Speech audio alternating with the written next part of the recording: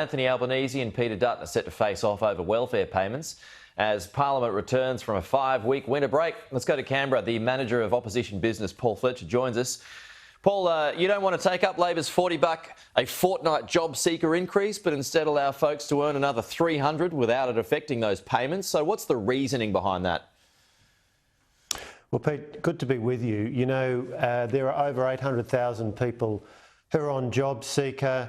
On average, they've been on job seeker for more than 5 years.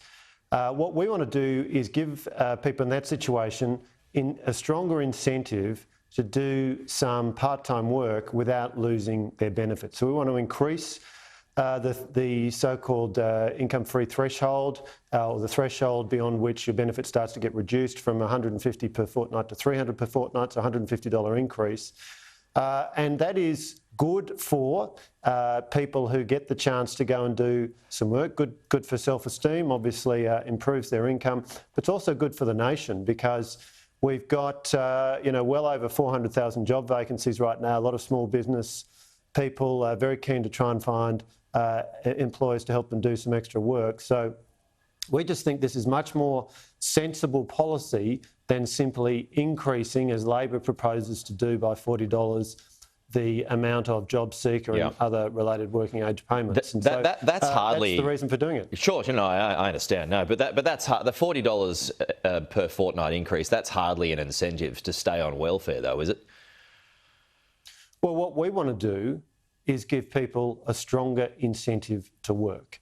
And if we can have them start by doing some part-time work in the knowledge that you can earn up to $300 a fortnight without having any of your job seeker benefit removed, then that, we believe, will incent more people to do some part-time work, regain contact with the workforce. You know, those more than 800,000 people on job seeker who've been on average, the average length of time on job seeker over 5 years, about 75% of them, indeed more than 75% of them, are not recording any income from work at all. So we think creating a stronger incentive will be good for people who are on job seeker right now, but also good for the nation. Okay, if they do get limited work, would those folks then be taken off the unemployment rate, which is, as we know, expected to rise somewhere closer to 4.5%? We're not proposing any change to the definition of unemployment. What we're simply proposing is a change to the rules that apply to people who are on job seeker. How would you define full-time employment?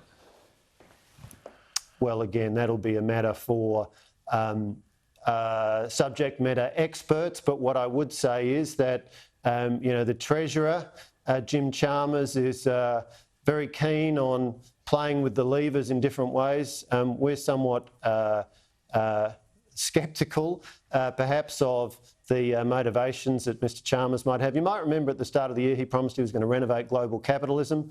So, he tends to talk a big game. We'd like him to focus a lot more on the basics, which is getting interest rates down, getting cost of living down, because a lot of Australians are doing it very tough at the moment.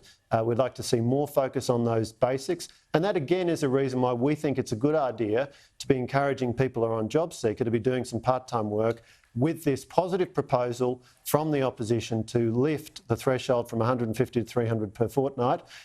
You can earn, under our proposal, up to $300 a fortnight before you lose $1 of your job seeker. OK, the government is trying again with its Future Housing Fund as well. Any chance the coalition gets on board this time? No, this is terrible policy.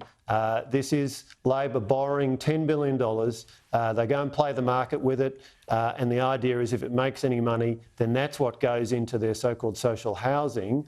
But in fact, as Michael Sukkar, our housing spokesman, has pointed out, last year it would have made zero money because the markets went down. It certainly doesn't produce a reliable flow of income. But the bigger issue is the majority of Australians, the great majority, get into housing through the private housing market.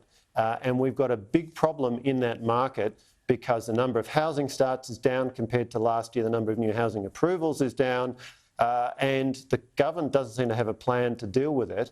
So we need to see them focusing, working with state governments on increasing supply, getting the private housing market working, because that is overwhelmingly the way we will get Australians into the housing that they need and deserve. OK. Paul Fletcher, appreciate it. We'll talk to you again soon.